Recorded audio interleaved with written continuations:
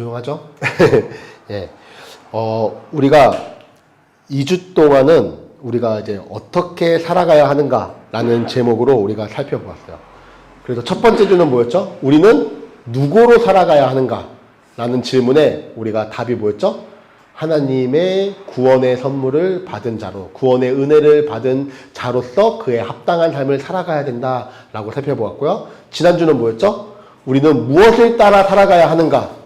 구원을 받은 우리는 무엇을 따라 살아가야 하는가라는 질문에 우리는 영원히 변하지 않는 하나님의 말씀을 따라서 살아야 한다라는 내용을 살펴보았습니다. 오늘은 세 번째 시간이에요. 자, 여러분, 우리는 어디에 속해 있는지를 여러 가지 방법으로 나타내요. 학생은 뭐죠? 교복을 입음으로써 나는 어느 학교 학생이야 라는 것을 보여줍니다. 회사원은 뭘로 보여주죠? 뭐 유니폼을 입거나 아니면은 뭐 사원증 같은 것을 통해서 나는 이 회사에 소속되어 있어 라는 것을 보여줘요. 군인은 군복을 입고, 뭐 의사는 가운을 입고, 운동선수는 그 소속되어 있는 팀의 유니폼을 입으면서 자기의 소속을 나타낸다라는 거예요.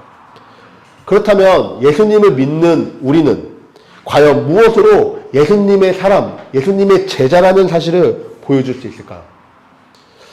교회에 다니는 것만으로 나는 예수님의 제자라는 것을 보여줄 수 있을까요? 아니면 성경적 지식을 많이 아는 것으로 예수님의 제자임을 우리가 나타낼 수 있을까요?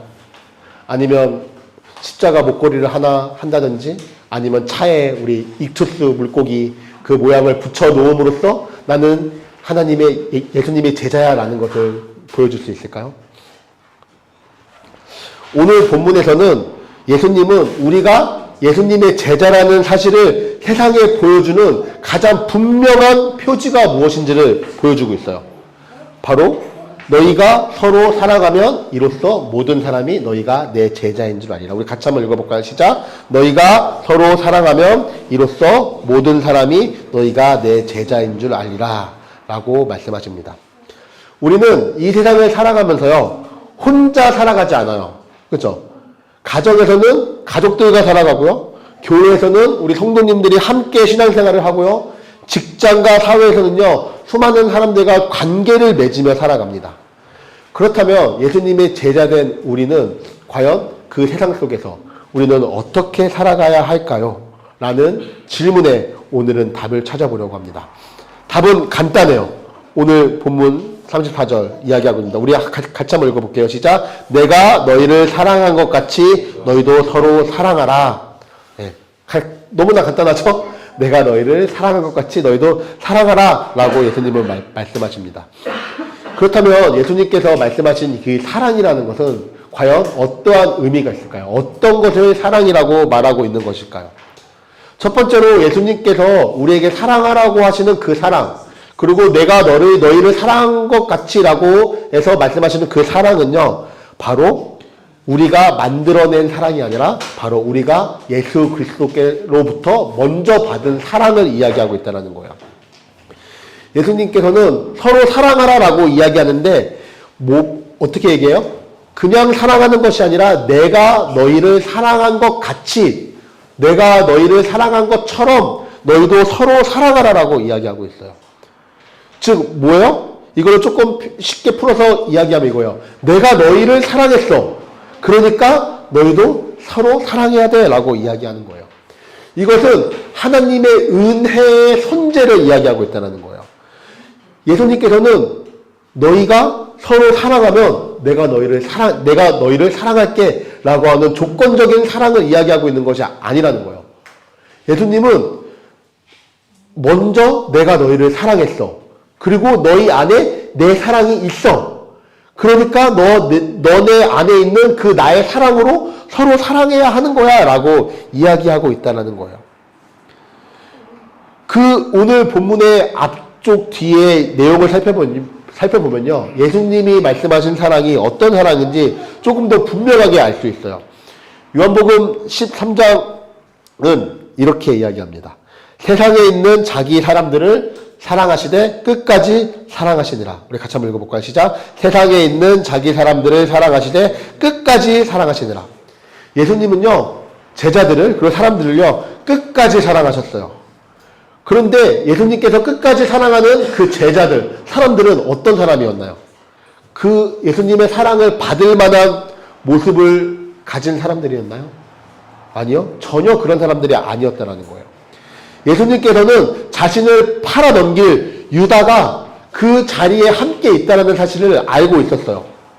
그리고 유다의 마음속에 자신을 배신하려는 마음이 그 안에 심겨져 있다는 것도 알고 계셨어요. 그럼에도 불구하고 예수님은요, 제자들의 발을 씻겨주셨어요. 그 자리에 유다도 있었어요. 예수님은 자신을 팔 그 사람의 발까지 섬김의 모습, 사랑의 모습으로 씻겨주었다는 거예요. 그리고 오늘 본문 뒤에는요, 베드로가 예수님을 부인할 것을 예고하고 있어요.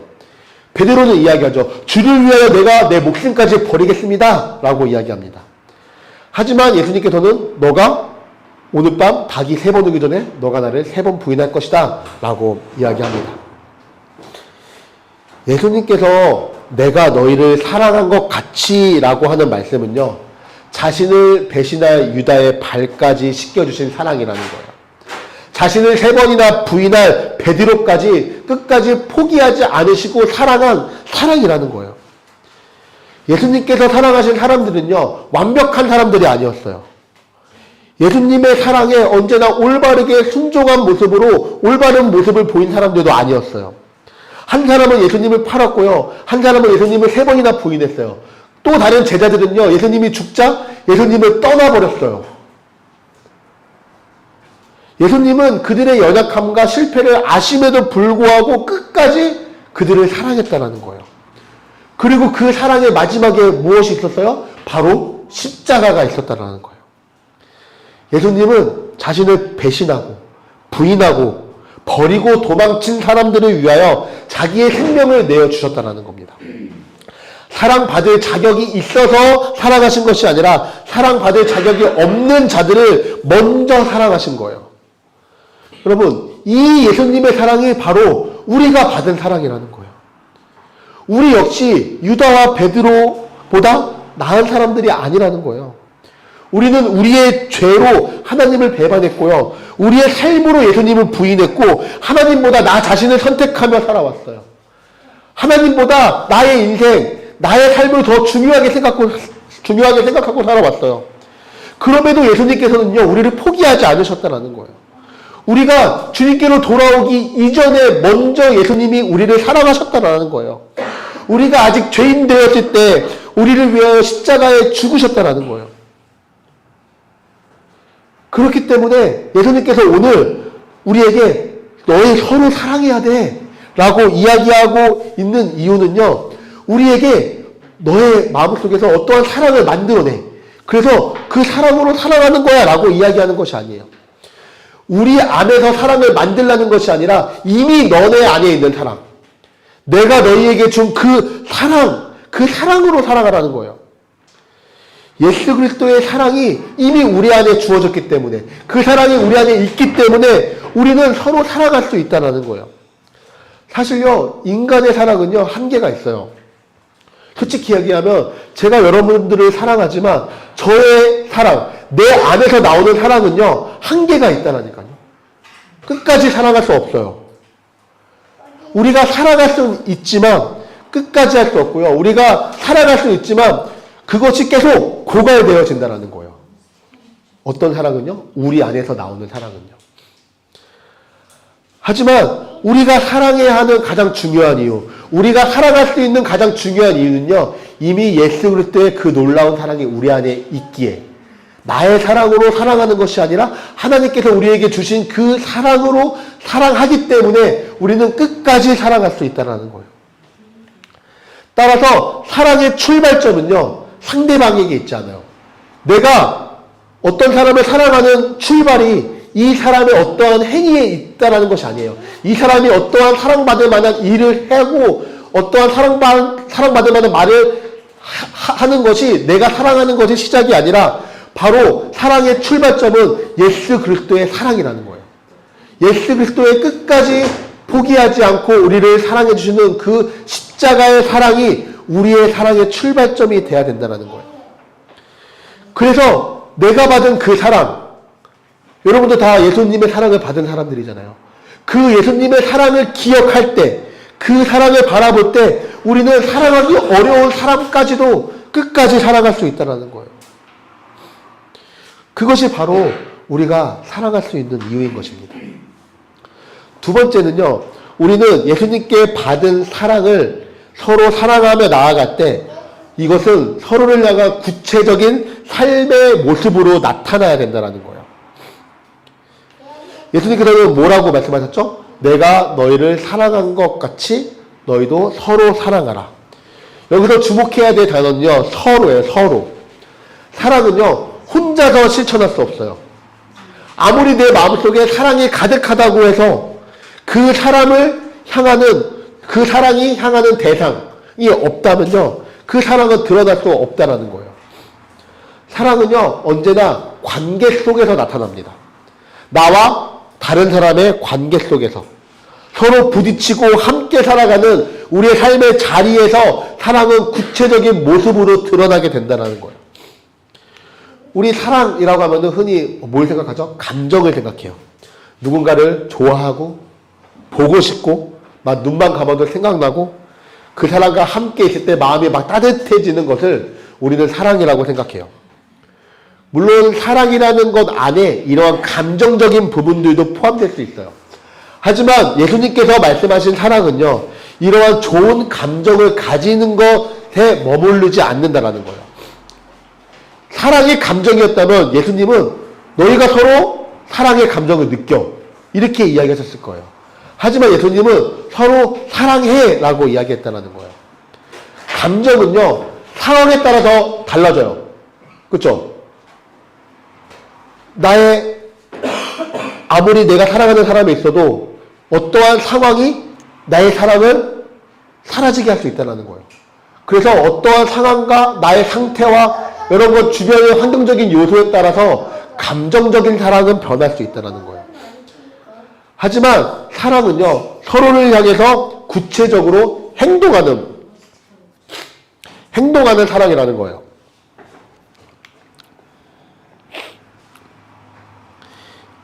예수님께서 제자들에게 보여주신 사랑도요, 마찬가지였다는 거예요. 예수님은 사람들을 사랑해 말로만 하고 끝나신 분이 아니시라는 거예요. 자리에 일어나셔서 겉옷을 벗고 수건을 허리에 두르고 종이 주인에게 하는 행동, 발을 씻겨주셨다는 거예요. 제자들을 향하여 예수님의 사랑은 낮은 자리에서 섬김의 모습으로, 구체적인 모습으로 사랑이 드러났다는 거예요. 제자들의 그 더러운 발 앞에 예수님은 무릎을 꿇으셨고 그들의 연약함을 참아주셨고 마침내 그들을 위해서 자기의 생명까지 내어주셨다는 거예요. 예수님의 사랑은요, 언제나 누군가를 향한 구체적인 행동의 모습으로 나타났습니다. 그렇기 때문에 우리가 예수님처럼 서로 사랑한다는 것은요, 서로 단지 서로에게 좋은 감정을 품는다라는 뜻이 아니에요. 상대방의 필요를 살피고 어려움을 함께하고 기꺼이 나의 시간과 물질을 나누고 때로는 나의 편안함과 나의 권리를 내려놓으면서 섬기는 모습으로 나타나야 된다는 거예요. 요한일서 3장 18절에는 이렇게 기록합니다. 우리 같이 한번 읽어볼게요. 시작. 자녀들아, 우리가 말과 혀로만 살아가지 말고 행함과 사랑은요, 말로 완성되지 않아요. 우리 교회에서 가장 많이 하는 거짓말 뭐죠? 기도할게요. 사랑합니다. 축복합니다. 물론 이러한 말하는 거 중요해요. 말 중요합니다. 하지만 이 말이 말에서 끝나는 것이 아니라 우리의 삶으로 이어져야 한다는 거예요. 기도하겠다고 이야기했으면 기도해야죠. 어려운 사람을 봤어요? 그럼 어떻게 해야 돼요? 도와줘야죠. 내가 할 수 있는 것을 나눠줘야죠. 좀 힘든 것 같습니까? 할 수 없다고 느껴지십니까? 하지만 사랑은요, 어떤 거창하고 큰 것에서부터 시작하는 것이 아니에요. 작은 것에서부터 시작합니다. 뭐예요? 먼저 다가가서 인사하는 거. 안녕하세요. 잘 지내셨어요? 상대방의 이야기를 끝까지 들어주는 거. 외로운 사람에게 관심을 보여주는 거. 실수한 사람을 용서해주는 거. 아픈 사람을 찾아가는 거. 힘든 사람의 짐을 함께 들어주는 거, 비 맞고 있는 사람에게 다가가서 함께 비를 맞아주는 거, 바로 사랑은 그것에서부터 시작된다는 거예요. 거창한 것이 아니에요. 작은 것, 작은 마음, 작은 순종, 작은 헌신에서부터 시작된다는 거예요. 특별히 예수님께서 말씀하신 것은 뭐예요? 서로 사랑한다는 거예요. 서로. 한 사람만 계속 사랑하고 한 사람만 계속 받는 것을 이야기하는 것이 아니에요. 예수님께 받은 사랑을 서로가 서로에게 흘려보내고 서로가 서로를 사랑하는 공동체를 말씀하고 계신다는 거예요.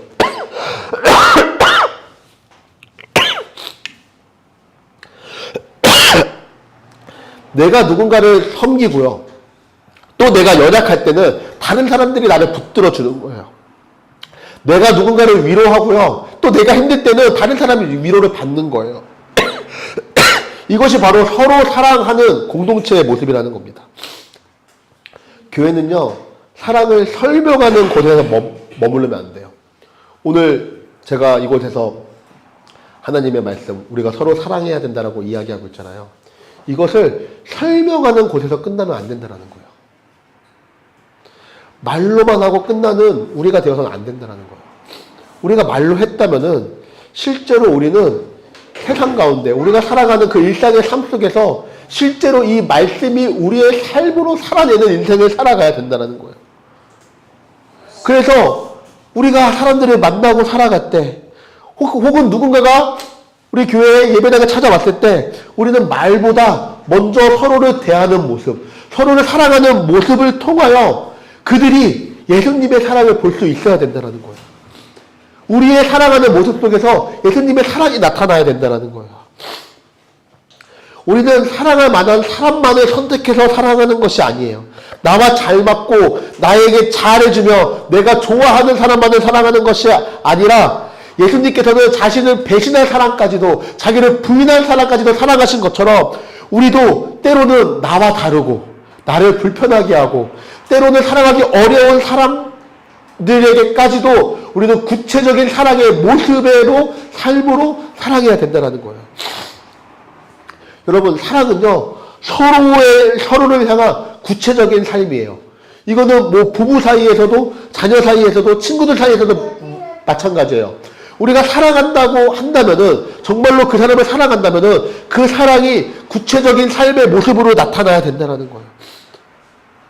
그러므로 우리는 나는 사람들을 사랑할 마음이 내 안에 있는가의 질문에 머물러 있는 것이 아니라 예수님께 받은 사랑이 지금 내 삶에서 누구를 향하여 있는가, 누구를 향하여 그 사랑이 드러나고 있는가를 우리는 고민해 봐야 된다는 거예요.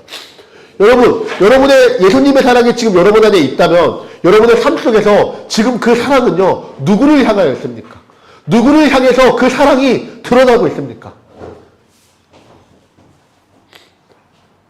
그 사랑은 우리가 만나는 사람들과의 관계 속에서, 여러분들의 가정에서, 직장에서, 교회에서 서로가 서로를 사랑하는 구체적인 삶의 모습으로 드러나야 된다는 거예요.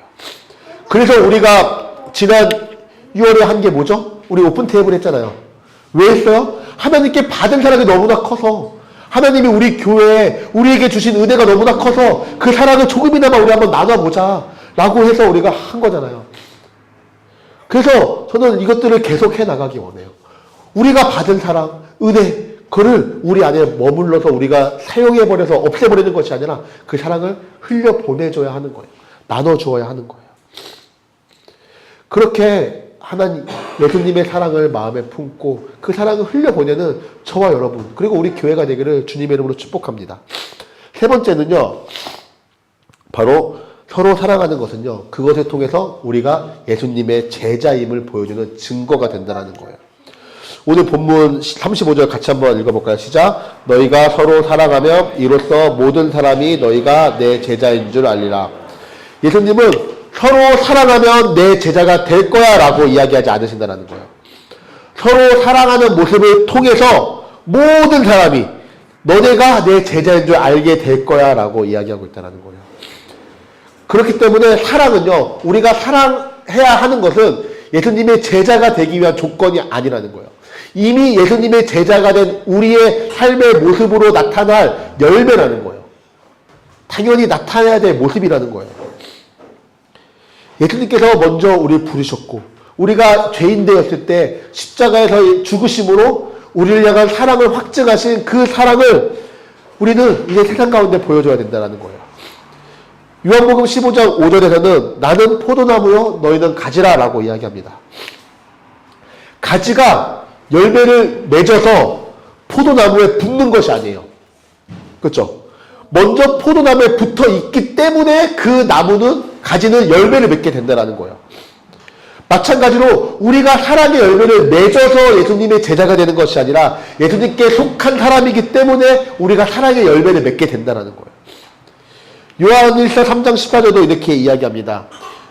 우리는 형제를 사랑함으로 사망에서 옮겨 생명으로 들어간 줄을 알거니와. 마찬가지예요.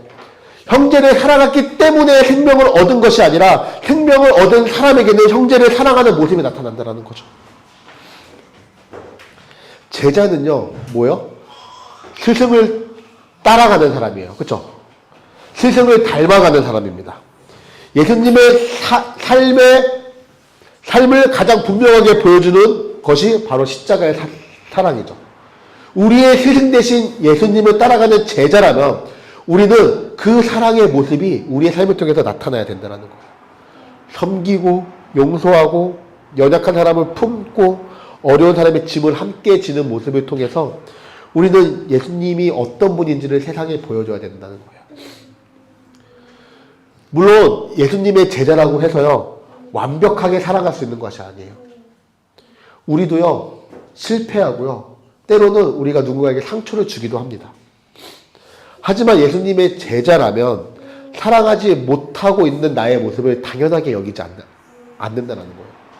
사랑에 실패할 수는 있지만 때로는 우리가 사랑에 넘어질 수는 있지만 그 사랑을 하지 않는 것이 당연하다고 생각하지 않는다는 거예요. 잘못했을 때 우리는 사과할 수 있고요. 깨어진 관계를 다시 회복할 수 있고요. 다시 살아가기 위해서 노력해야 된다는 거예요. 이 모습 또한 우리 안에 예수 그리스도께서 살아계신 증거가 된다는 거예요. 여러분, 세상은요, 우리의 살아가는 모습을 통해서 하나님의 모습을 보게 될 거라는 거예요. 그렇기 때문에 우리의 삶은요, 그냥 작은 인생이 아니에요. 아무것도 보잘것없는 인생이 아니에요. 우리의 삶을 통해서, 여러분들의 삶을 통해서요, 세상은요, 여러분들의 모습을 통해서 예수님을 본다는 거예요. 여러분들의 모습을 통해서 하나님의 영광을 본다는 거예요. 여러분, 우리는 이 세상을 살아갈 때요, 혼자 살아가지 않아요. 인간은요, 사회적 동물이라고 하잖아요. 사람과의 관계 속에서 살아갑니다. 그 사랑 가운데 우리는 살아가며 살아가야 돼요. 예수님께서 우리에게 주신 사랑, 그 사랑을 내 안에만 머물러 있게 하는 것이 아니라 그 사랑을 이웃과 나누고 사람들과 나누고 그 사랑을 흘려보내는 인생을 살아가야 된다는 거예요. 그렇게 살아갈 때 정말로 이 세상, 이 어두운 세상 가운데 하나님의 놀라운 영광, 하나님의 모습을 사람들이 보게 될 것이고 사람들이 저 사람들이 바로 예수님의 제자구나. 참된 예수님의 제자의 모습이구나. 예수님이 저런 분이시는구나 라는 것을 알게 될 거라는 거예요. 그렇게 살아가는 저와 여러분 그리고 우리 교회의 모습이 되길 주님의 이름으로 간절히 축복합니다.